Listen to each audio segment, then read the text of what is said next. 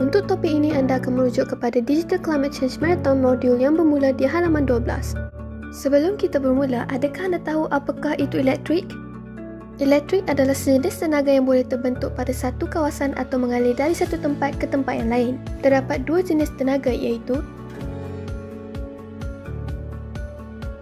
tenaga boleh diperbarui ialah sumber tenaga yang tidak akan kehabisan tidak kira berapa banyak kita menggunakannya seperti matahari, air, angin dan ombak. Manakala tenaga tidak boleh diperbarui ialah sumber tenaga yang tidak dapat diganti semula apabila kehabisan seperti arang batu, gas asli, nuklear dan bahan api fosil.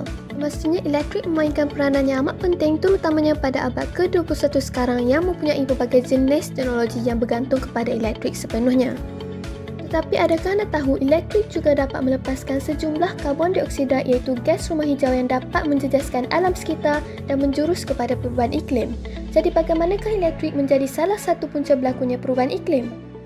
Penjanaan elektrik secara bulanan dan tahunan berkait rapat dengan anggaran pelepasan gas karbon dioksida. Hal ini kerana elektrik perlu dihasilkan dari sumber utama seperti arang batu, gas asli dan lain-lain di mana kaedah yang digunakan merupakan punca berlakunya pelepasan karbon dioksida. Semakin tinggi penggunaan elektrik, semakin tinggi jumlah pelepasan gas rumah hijau memerangkap haba bumi daripada terbebas keluar ke angkasa.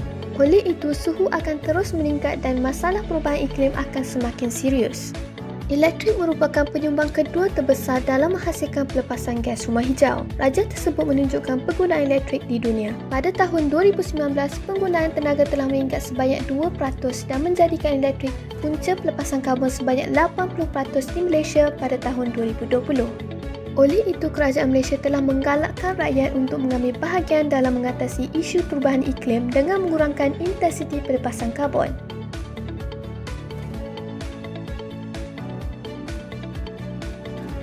Jadi apakah alternatif yang dapat kita lakukan dalam kehidupan seharian untuk mengurangkan jejak karbon elektrik? Alternatif yang pertama ialah bertukar kepada tenaga yang boleh diperbarui. Ianya akan memanfaatkan sumber tenaga yang semula jadi dan tidak menggunakan kaedah yang dapat melepaskan gas karbon dioksida. Alternatif yang kedua pula ialah menggunakan panel suria. Panel suria dapat memenuhi keperluan elektrik di seluruh rumah dengan pelepasan karbon yang 80% lebih rendah berbanding bahan api fosil. Alternatif yang ketiga ialah mencabut plug atau soket peralatan elektrik apabila tidak digunakan.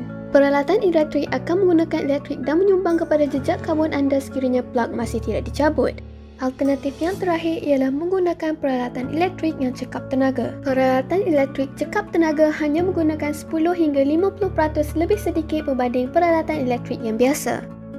Tetapi sudah tentu sebelum anda melakukan alternatif yang sesuai untuk kehidupan seharian anda mestilah ketahui jumlah jejak karbon elektrik anda terlebih dahulu. Jadi bagaimanakah kita dapat mengira jumlah jejak karbon elektrik?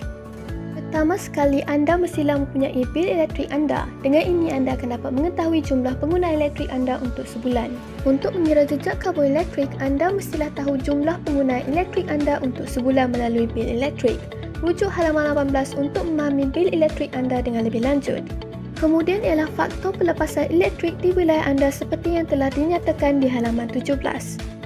Dan tarif elektrik anda iaitu jumlah wang yang dikenakan oleh pembekal untuk penjanaan elektrik terhadap pelbagai pengguna. Sila rujuk halaman 19 untuk mengetahui tarif elektrik anda. Anda perlu mendarab jumlah untuk ketiga-tiga perkara ini untuk memperoleh jumlah pelepasan karbon anda untuk sebulan seperti formula pengiraan tersebut. Jadi mari kita teruskan aktiviti kita dengan melakukan beberapa latihan untuk mengetahui jumlah jejak karbon elektrik bagi di rumah dan di sekolah anda. Pastikan anda menyerahkan kuis, latihan jejak karbon elektrik dan refleksi anda pada hari esok. Terima kasih kerana menonton. Kita jumpa lagi untuk keesokan harinya.